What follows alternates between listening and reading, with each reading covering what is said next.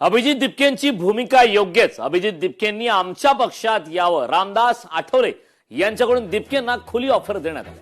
Cockroach जनता पार्टीचे संस्थापक अध्यक्ष अभिजित दिपके यांना आता थेट पक्षामध्ये निमंत्रण करण्यात आलं. रामदास आठवले यांच्याकडून अभिजित दिपकेंना खुली ऑफर देण्यात आली.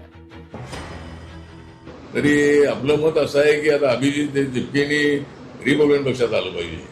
रिपब्लिकन पक्ष बाबासाहेबांचा खरा पक्ष आहे.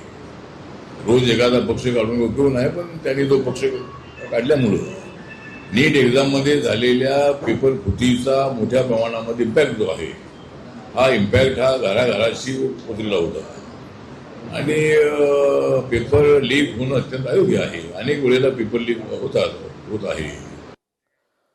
गोपीनाथ मुंडेंबाबत माझ्या मनात आदर आहे. गोपीनाथ मुंडे काँग्रेसमध्ये आले असते तर 2014ची निवडणूक जिंकलो असतो. मुख्यमंत्रीपदासाठी गोपीनाथ मुंडेंचं नाव सुचवलं असतं. पृथ्वीराज चव्हाण यांनी हे वक्तव्य केलं.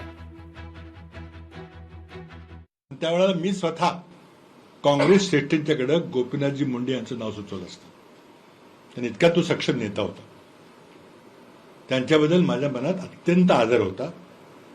आणि आमची एकमेकाची मित्र मी म्हणू शकणार नाही, पण खूप आम्ही एकमेकाला भेटत होतो.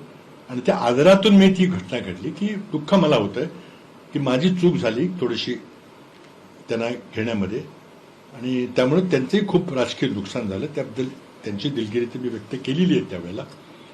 पण माझी गोपीनाथ मुंडेंच्याबद्दल फक्त आदराची भावना आहे. ते एक ऐतिहासिक नेते होते.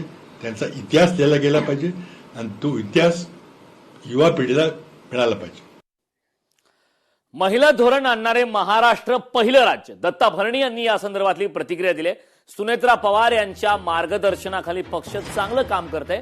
विलिनीकरणाबाबत त्या निर्णय घेतील तो मान्य असेल असं दत्तात्रेय भरणे यांनी आता प्रतिक्रिया दिली.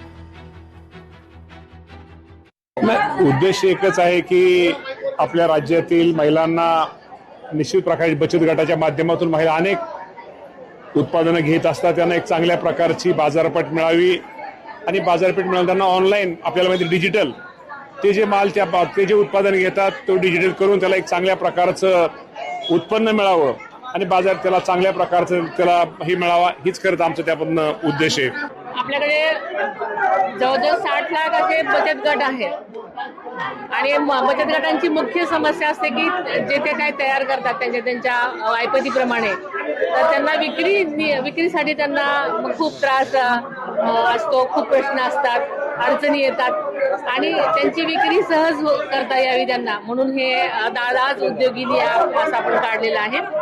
त्याच्यावरती महिलांना आपलं उत्पादन डाउनलोड करता येईल आणि जे कोणी विक्रेते असतील त्यांना ऑनलाईन विक्री करण्याची त्याच्यामध्ये सोय असणार आहे, जेणेकरून महिलांचं जे काही प्रॉडक्ट असतील, जे काही उद्योग असतील, लहान असतील मोठे असतील, ते अनेक लोकांना कळतील आणि त्यांच्या विक्री वाढण्यास मदत होईल. केवळ त्यामुळे त्यांचा उद्योग जो आहे तो वाढणार आहे आणि महिला सक्षम होणार आहेत. शेवटी लोकशाही मराठी ऐका, पहा, जागरूक रहा.